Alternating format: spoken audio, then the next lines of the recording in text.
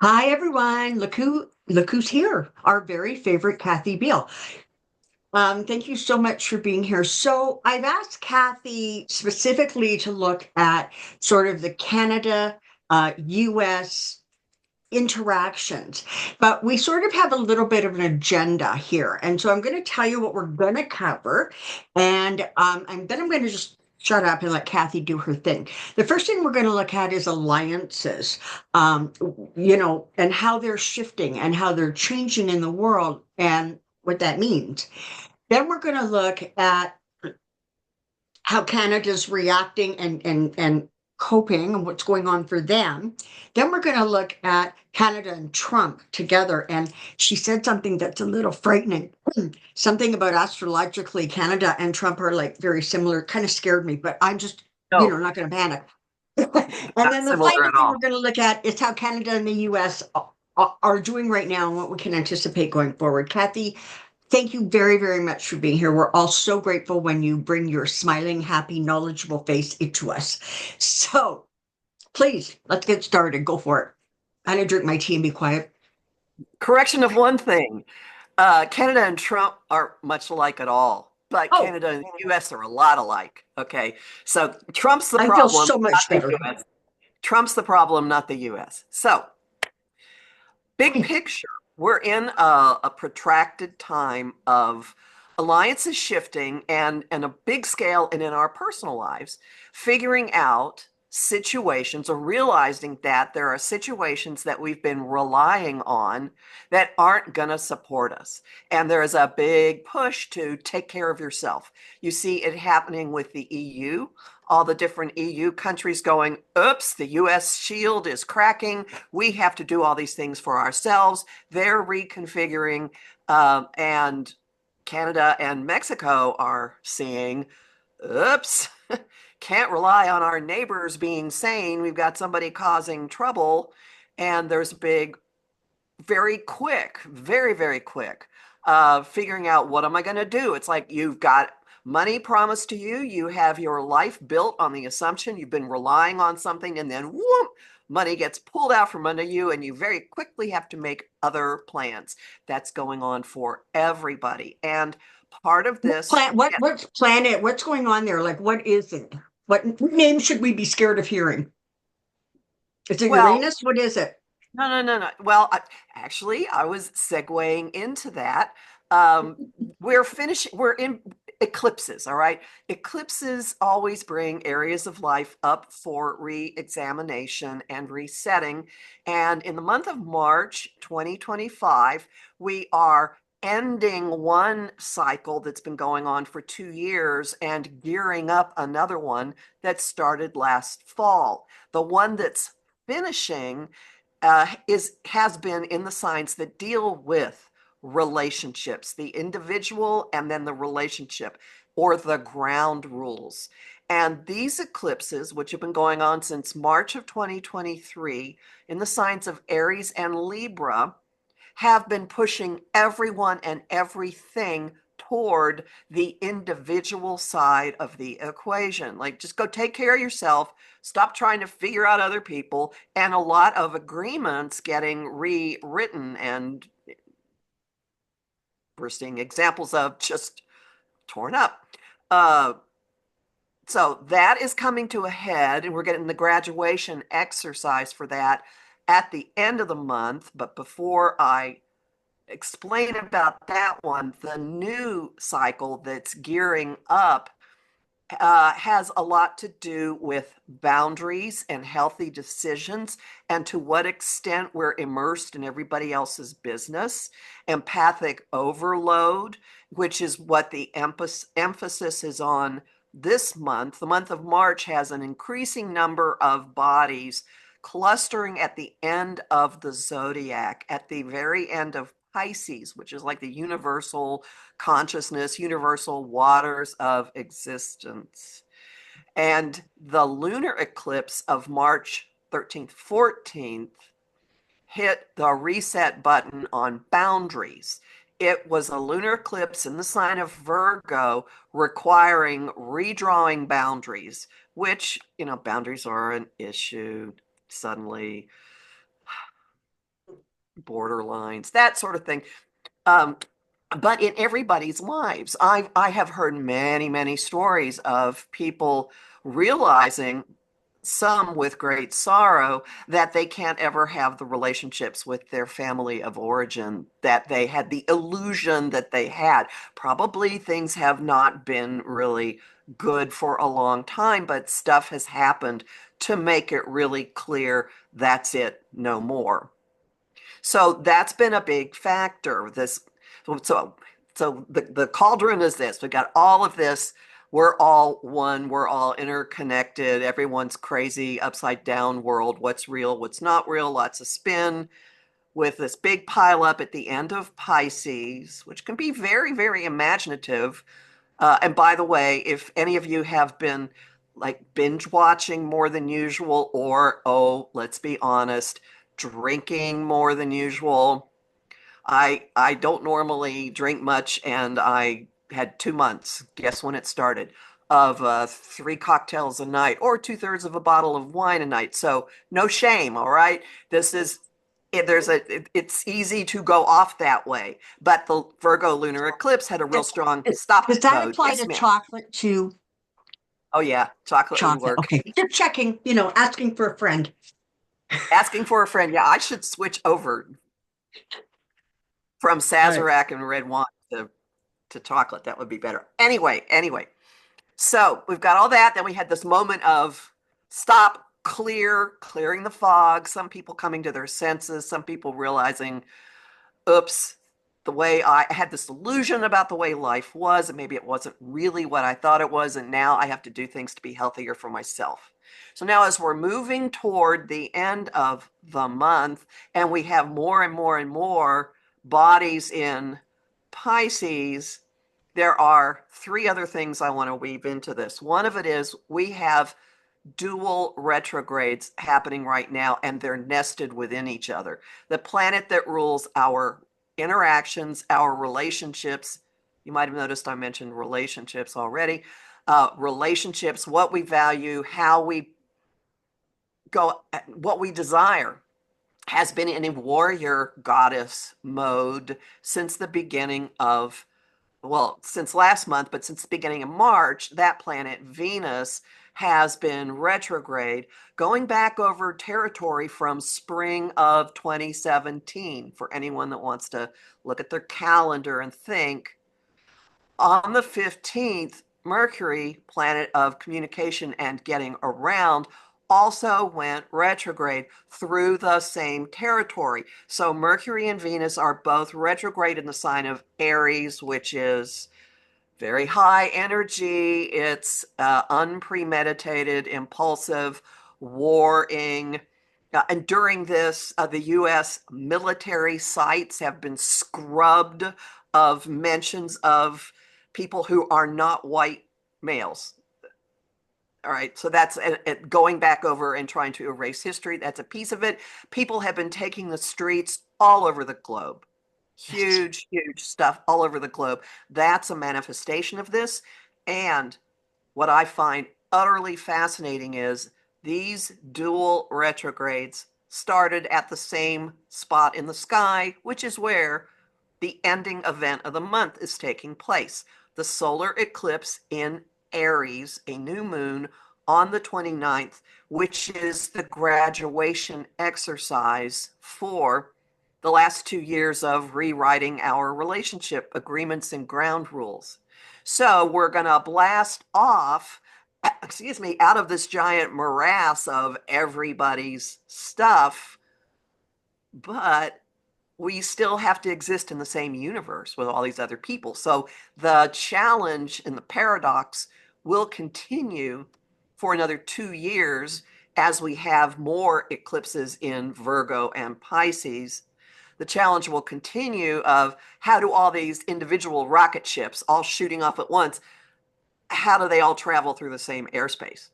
Like, we've got to figure out how we're going to coexist with each other. So we can't escape that. It's not that we all go off on our solo journeys and it's like, sayonara. Nope. We have to figure out how we're going to deal with each other. So, like, we're stuck on the same planet. So there's all this really, really impulsive angry, fed up energy. That can be rocket fuel for you in your personal life. And right after it happens, the host of the party at the end of the zodiac, Neptune, the planet of highest inspiration, highest love, compassion, Looney Tunes, I call them the cosmic fog machine, moves into the very beginning of the zodiac, which has not happened for 150 years. So our spiritual navigation system is going to suddenly change very dramatically. And the beginning of April, I am seeing as feeling wildly different from where we are now. So if you are floating around in what one client of mine this morning called the malaise, it's going to be over with very soon. Some really dramatic stuff will probably happen. You will probably hear threats of war. Please don't freak. I don't know whether that will actually happen, whether it will come to that. NATO is being activated by this eclipse, so it's been on the sidelines. Well, in US news, it's been clearly meeting, figuring out stuff, but still in the planning stage. I believe something big happens coming out of NATO at the end of the month. The question remains what it will mean. So there's kind of the framework. We're all in this, and everybody has it happening on a small scale in their own lives, and it's clearly happening globally. Okay. Do you have questions about this before I talk about Canada? That's a lot, and I really appreciate you sort of weaving in our own personal lives and what we're seeing, because I think that that's helpful and it puts it in perspective. Um, you know what? I kind of don't. The only question I have is these shifting borders and alliances. When we're looking 2 years, 4 years, 8 years down the road, are those going to be solid? Are the new ones going to stay in place for a while? I think is what I'm trying to say. Or are we in for a period where there's perpetual shifting? Well, I think during the Virgo Pisces eclipses, there will be shifting to and fro because those are immutable signs. Mutable signs, think of what a reed with its roots in the earth and then going back and forth. So there could be Yeah. changeability. Now we're doing this, now we're doing that. But the benefit of that is there's adaptability. The benefit of that is some of the current fractures have the possibility of being put back together in a different way.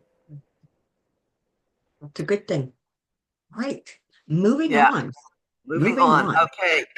Canada is really has a lot going on with the changeover in the eclipses. Okay. And it's getting pressured to um, compelled to step up and take care of itself. So the astrology has been completely in line with the what I have been witnessing, and I hope this isn't minimizing. But from my vantage point, I've been seeing sign after sign after sign of uh, patriotism and standing up and saying and unifying of, whoa, wait a minute, we love our country. We are going to protect our country and people coming together. Is that an accurate statement of the what the political vibe has been like in Canada recently? Yeah, it really has. The Buy Canadian movement got so strong, so fast, but it is now like almost ingrained. And I gotta say, like retailers are making it really easy, right? Right beside the price of the whatever the product is, there's a little red flag, or there isn't. And so that movement's going to continue to build up momentum because, this is the thing. Once you switch alliances, and I'm going to give you a really dumb example. Mm-hmm. We always used to eat Heinz ketchup in this house, right? It was just what we did. A couple of years ago, and I can't remember, and more than a couple years ago, but a few years ago, there was something went on, and we were like, okay, no, we're going to buy Canadian, right? And there's a song and dance about Heinz and how much is Canadian, not however. So we switched to French's ketchup, but we've never gone back. And that's kind of what I'm saying, right? Is when you start getting into these new buying power patterns, um, you tend to stick with them. Yeah. So I think that, yeah, that's what we're seeing. And I'm also not seeing this thing slowing down at all. And Mark Carney seems to be, and it's like he has an energy or a way of presenting himself that by and large is a reflection of the kind of strength we want shown. So yeah. Well, here are some astrological points or factors.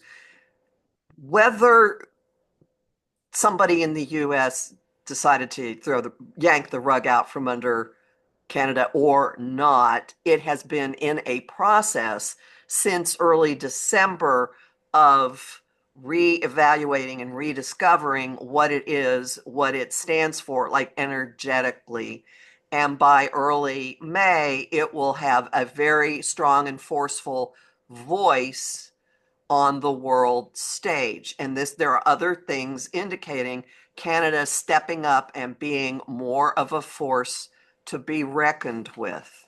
Again and again and again, it's just happening abruptly because of this other person, but that kind of shift and evolution would be happening regardless. Okay. Um, there's the eclipse, the lunar eclipse that just happened affected the everyday way of running life, daily life management, which just, changing habits in real practical ways. Um, and it hit Canada's core wound in its being has been being attached to everything else. In other words, it hasn't had an identity that's just it. It's been part of. I don't know if it's because of its location in North America or how historically that has been, but there's been something here about always being so affected by everything and everyone around the country. So that got redrawn slightly this month, and in September, there's a really, really strong forward motion. There's an eclipse on that point, a solar eclipse that will be shooting a lot of things into a big new direction. So that's another piece. The solar eclipse at the end of March is going to blow open. Oh, I hate that. A lot of Canada's alliances and move it into leadership role more and more and more, and being, and like not torching its bridges with other countries, but stepping into, we're going to take care of ourselves and we're going to do this kind of, and we're already seeing that, but this eclipse is going to shoot that very, very far forward. Um, Things ought to be significantly. Oh, two more things. So from mid-February until last week, and again, this would be, well, yeah, we could see it. All right. The Mars retrograde. Mars was retrograde from the early December until February 23rd. Mars is the planet of action, planet of war, and that was kind of a regrouping. What do we do? What do we do? And that was going through Canada's public role. The part of its chart deals with its public role. And during that time period from February 12th to March 9th, Mars just sat in a spot that was building up Canada's own control of its money, own control of its resources, own control of its own power, like an awareness of, wait a second, these are our resources. This is what we can do. This is how we can firm things up. So that sounds like the Buy Canadian movement is part of it, but also, oh, you're going to throw these tariffs on us. Well, we're going to do this with the resources we have. Bam, back and forth, back and forth. So by the summer, this is what's odd.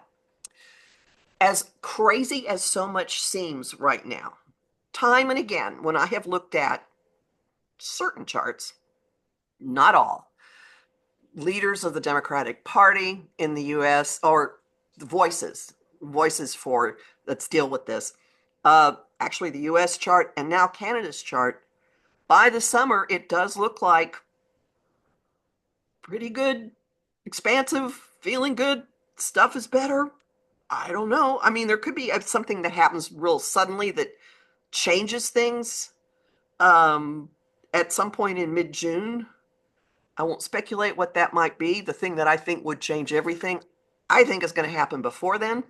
We'll just let that sit in a box over here, but you can all imagine what that might be. But what I'm coming at too is a really expansive time for Canada's feelings about itself and its homeland and its country and its own safety and security and the unity of people. Looks good. That's good to know. Yeah.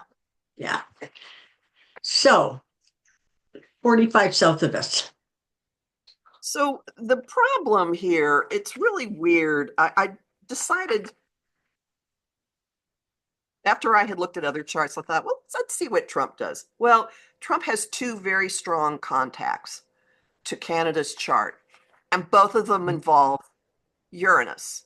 Uranus is the uncomfortable planet. It's the disruptor. It's the rogue influence. It's the thing that throws lightning bolts and shifts things and is real unpredictable. So Trump's Uranus is on Canada's Venus. Venus is what you value. It's how you deal with people. It's how you communicate. And Canada has Venus in Gemini, which is, I like to get along with a lot of people. Like I want to have diversified. I don't know, I do this, do that, do that. And Uranus on that has shaken Canada into, oops, we can't be single-minded. And it's also awakened the national psyche into talking about what it values as a people. And that's been coming through the news. And that's an accurate statement of what's been happening, right? Yes, very much. Yeah. And also making new agreements. So that's been one thing. So that's one role he plays. And then in reverse, Canada has a planet on Trump's Uranus. So Canada's Mercury is exactly, I'm sorry, other way around. Trump's Mercury is on Canada's Uranus. So the way he talks and when he spews all this stuff, it awakens national, whoa, no, wait a minute, in the country. So it's both ways. Yeah. He has a planet on Canada's Uranus. His Uranus is on a planet in Canada's chart. It's uncomfortable. They were never going to be happy-go-lucky ever. I mean, there's some countries you vibe with and some places that ain't. But so he's like the disruptor, the awakener. It's not pleasant. You don't want to undergo it. You don't want to go through it. But it's never going to get resolved with him, ever. It's impossible to resolve it with him, ever. So just objectively, as you're looking at things, where does this tariff kind of bickering and war, where does that go? Does that actually have like longevity, or is this more about, talking as opposed to actually actions? Well, part of it has an element of triple dog dare, like I've drawn a line. You're gonna do this. You're gonna do this. There could be volleys back and forth, and I see it being an issue only as long as Trump is living in the White House Yes. because the problems are not inherently between these two countries. US and Canada have so much that is the same, so simpatico. Canada's Mercury, how it communicates, what it voices, is on the US North Node, what our path is.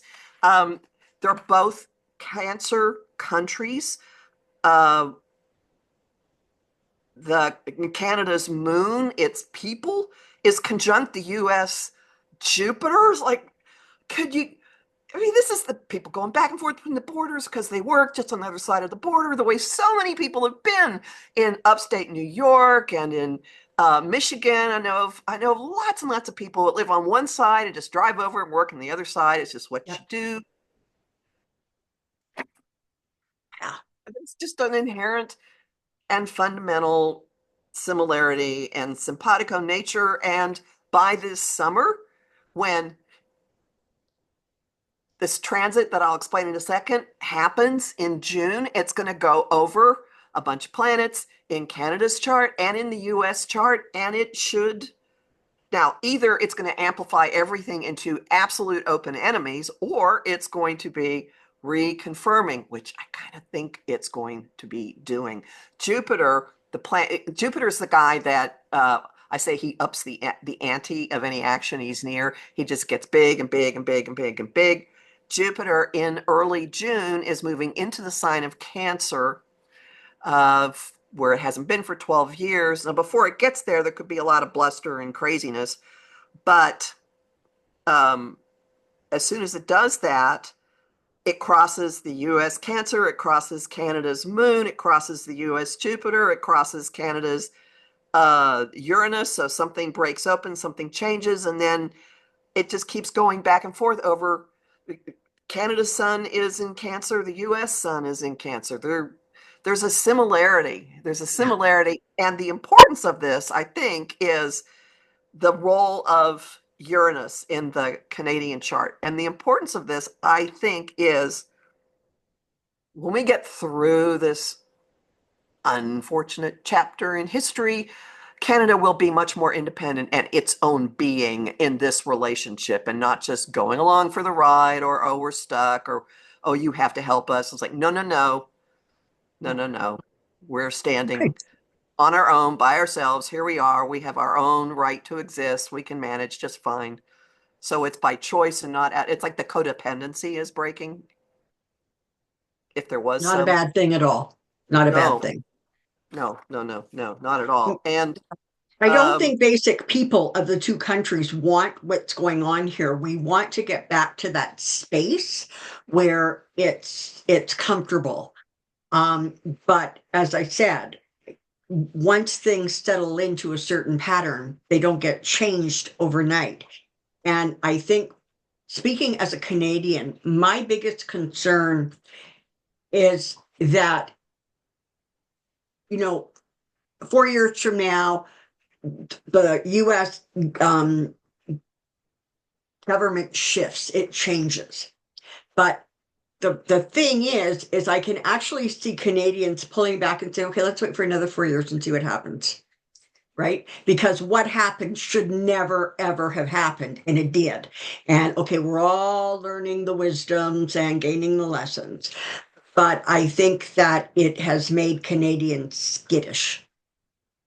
right, And so while we love you, we don't trust you anymore. I think it's the exactly. easiest way to say it. And I think pretty much every country in the Western world can say that at this point. Yeah. Yeah. You know, Which is sad. it's very sad, but so everybody gets to go stand on their own, and the US gets taken down many notches, and it can deal with itself for a while. That's not a bad thing either. No, so I think the where this is going to ultimately shake out is one of many instead of the one that commands everything around the globe. I think the U.S. has had too looming a presence for too long, and it's hit a point where it's all got to be equalized. Yeah, I agree. I absolutely agree. So That's we what I know have. that we know that Trump and Canada are not compatible. We know that Canada and the United States are more connected and more compatible. Right. What's the trajectory? Like I want to know where the countries are likely to be in 6 months and in 12 months. I want to know what people should either prepare themselves for or frankly look forward to. Because we don't have a whole lot of hope going on right now, and I'm hoping that Kathy can provide some. But beyond that, eyes wide open kind of thing, right? We want to have some clarity about what's coming at us, so that we're not spun into shock again. Well, I think Canada is heading toward increasing self-empowerment and increasing self-protectiveness, and I think it will be fine financially and in terms of people's mood and stuff. Um, as for the U.S., I honestly see things being wildly better by summer and very, very different by the fall. What I keep seeing is like this is a frightening metaphor, but Japan was industrially crushed during World War II, and it rebuilt into the leading steel industry on the planet. So there's been already in a very short time a rather daunting destruction of all of the infrastructure of the US in a way that is terrifying. And there's much rebuilding that needs to happen. I don't see that as supportable. I see all kinds of stuff hitting the charts of the people who are steering this that will blow them out. I think they're going to attempt something later this month, early next month, that will be a misplaying of their hands. And I don't see them I mean, there are people talking about, in a couple of years, they'll be gone. They'll be gone way before then. I really do think before the summer, it just craters, it goes away. Now, that's a fairly drastic thing to say, but it's what astrologically supports it too. So he goes away, All of but them. all of them. Okay, I like all of them better. Yeah, the administration goes away.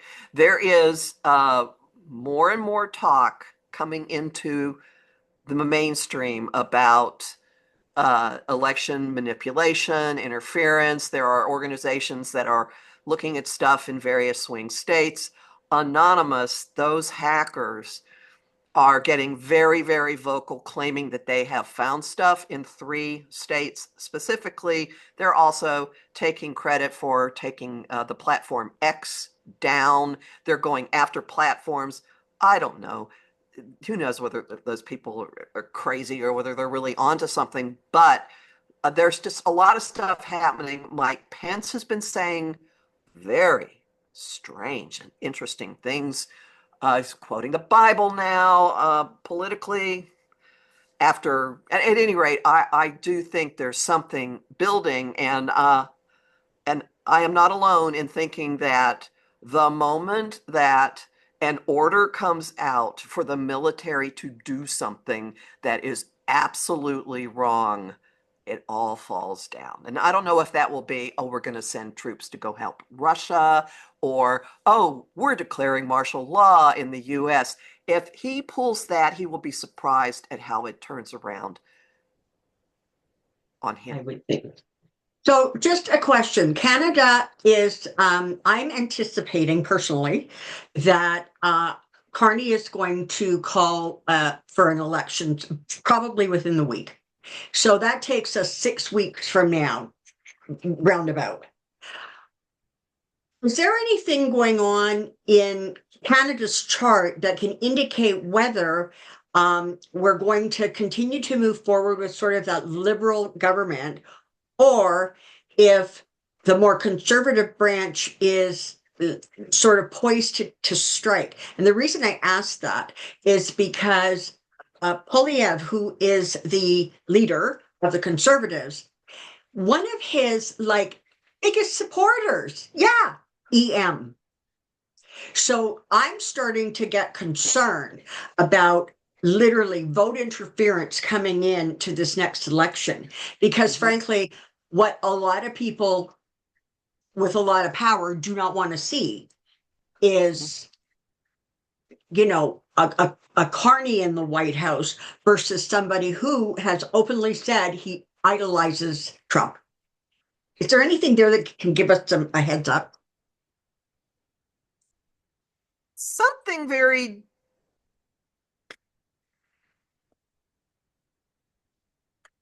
it's interesting.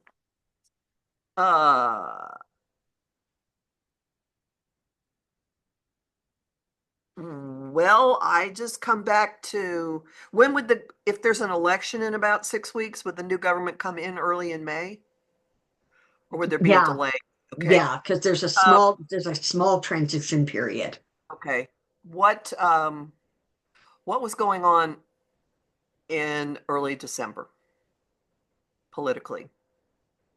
And the liberals were getting absolutely demolished, and the conservatives were gaining momentum and gaining momentum. Since what is going on under that oval has happened, people are going, he's too closely aligned to what we absolutely hate that we're seeing. And so all of a sudden, literally, the liberals went from, I think, 27% of like voters to like 45 in a few weeks. In a few weeks. So what happened then and what's going on now are like complete opposites. Mm-hmm. One hopes that it doesn't revert. Um,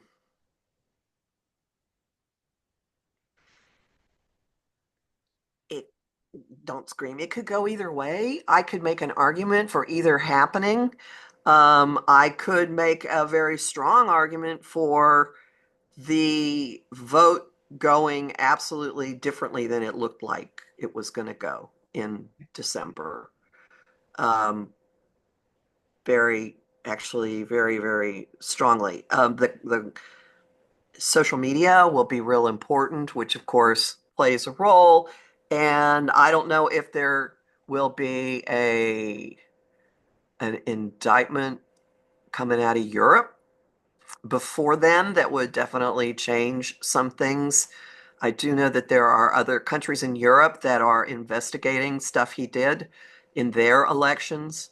Um, Also, worth mentioning, the lunar eclipse that we're still under, the one in late 23 degrees Virgo, is a recurrence of March 20, March 2006.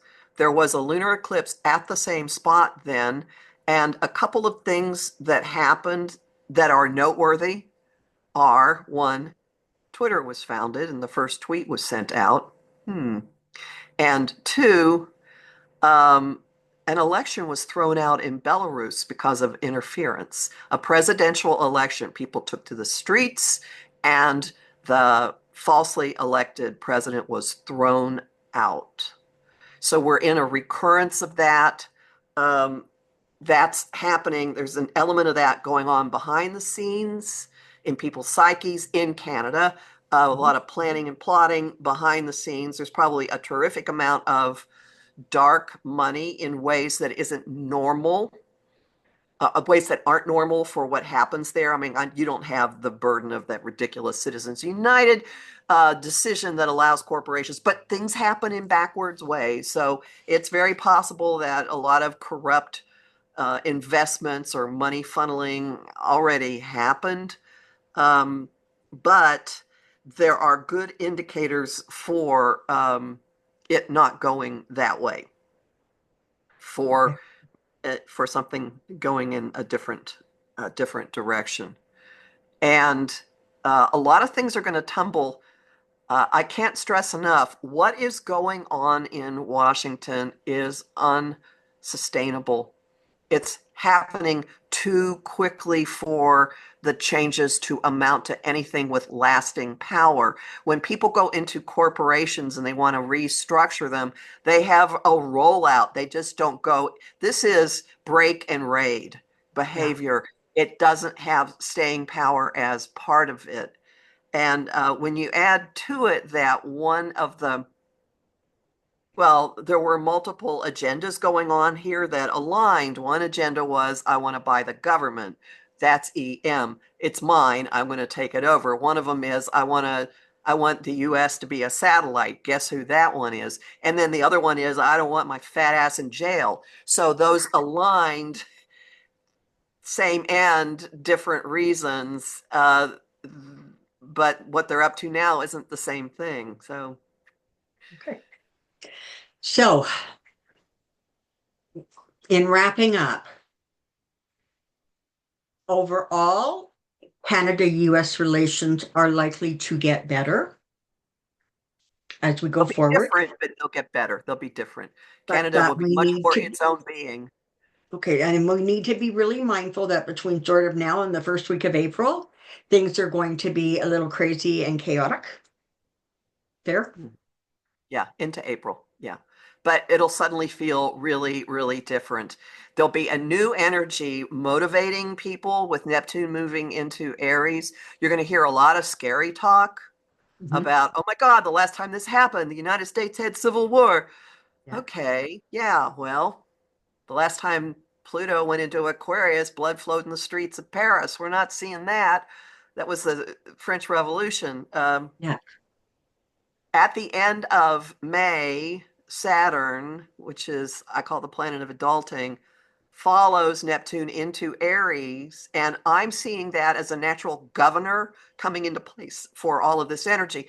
Neptune in Aries is unfettered, just raw ace of wands coming up through everybody without thinking, doing things, no longer needing our own or having our own connection to divine, to spirit, however you want to put it. And then at the end of May, when Saturn makes that same shift, which it did at the end of the 90s. So we've lived through that piece before. When Saturn makes that shift, to me, it's like we naturally know how to handle the energy. It's like remembering how to do something that Mhm. is cellular memory almost, or sense memory or something. So it could be a very exciting, hopping time, and then we get a handle on it. Now, other people are going to say different things about this. This is what I say about it. And there are other astrologers who agree with me that we're moving into a very empowered, empowering phase because the previous ground rules are all getting blown up. So we get to make up new ground rules. Okay, one final thing, just before we started recording, Kathy was talking about the Supreme Court Chief Justice um, making a statement about how things should or should not be handled when it comes to rulings that a certain administration doesn't appreciate or like. Any other little tidbits you want to add to that? Because I think the Uh, Supreme Court in the United States causes everybody to freak a little bit because you can no longer kind of gauge what they're going to do. no, and they do seem to be unwinding and being very, well, it's I've actually told my MAGA relatives I'm not practicing law anymore because why? Why bother? All the stuff that I learned and all the oaths that I swore to various courts, so what? Other people are still fighting. I'm not. Um, Here's what I see as important. What Roberts said, and first off, it's very, very rare for any justice to comment on anything outside of an opinion, like if there was a case in front of the court, or unless they're hired to make a speech somewhere. But he issued a statement warning that the proper response, if you don't like a ruling, is not to impeach the judge, but to take it up on appeal. And this was in response to um, somebody in the administration complaining that there's a judge who's issued a temporary restraining order against the Department of Homeland Security for sending a bunch of people off the country who they're now admitting committed no crimes, zero crimes. Zero crimes. They just picked these people up and sent them to a prison in El Salvador. Um, at this point, Saturn, planet of adulting, planet of rules, planet of law, is at that eclipse from last week, making a contact to Trump's sun and his moon. He has sun in Gemini, moon in Sagittarius. He was born on a full moon. He was born on an eclipse, so it's an opposition. Saturn was monkey in the middle, squaring both of those, meaning that there's this massive no, massive stop, massive no, you don't this far and no further. And Saturn is in his house of, in the chart I use, open enemies. I will say there are two birth times running around for Trump. And the one that most everybody uses has Saturn currently in the part of his chart that deals with open enemies and with allies. So there's pressure being put on that, and it's like a demand for confinement, a demand for constraint. Okay. Sounds like we're going to be in for a very, very interesting spring and summer. I think Kathy has given us something to hang on to and look forward to as we move into the warmer months in the Northern Hemisphere here. As usual, thank you. I cannot tell you how much I appreciate it because so many people, myself really included, appreciate sort of the context that you give to the things that are happening because then they make sense to us. So ever so grateful for your time and your energy, and I'm sure I'll be dragging you back here um, probably sometimes in April, given the things. But in any case, thank you for myself and for my viewers. You are greatly, greatly appreciated. You're very, very welcome. I'm happy to be here. Before you go, please give everybody all of your connections. Professional Aquarian is on YouTube. Yeah, my YouTube channel is Professional Aquarian. I have weekly, new moon, full moon, monthly forecasts, and every Friday, a new political astrology video, and lots of other ones, obviously. I host a show on Om Times Radio and TV on the first and third Monday of every month called Celestial Compass, and then I post it on my YouTube channel afterwards. And I'm talking to some especially interesting people coming up who aren't, strictly speaking, astrologers, but have really, really useful ways of navigating how insane everything is. And my website is empowermentunlimited.net. And that's where my forecasts are. I also have all kinds of, that's where my services are and other products. I have a Patreon, patreon.com/Kathy Biehl, where I now post 45 to 60-second forecasts for every single day. They're very smart ass and they give you a point of focus, and they seem to be wildly popular. So that's $1 a month. You get access to that. So mark it on your calendars, write down all of her contact information. I do follow the YouTube ones, and I find that the monthly and weekly forecasts really helpful and informative. So in closing, thank you, my dear. And we all look forward to seeing you a little further down the road. Thank you very much. And just so you know, I'm spending spring celebrating the birthday of a Canadian girlfriend. How's that? That's awesome. Yay. We're going out for Mexican food, so it's an entirely North American celebration. I like that. Unity, right? All righty. Everybody out there, please take care. Be well. Questions in the comment section below. And I'll see you on Pendulum Friday. Take good care of yourself and be well. Bye for now.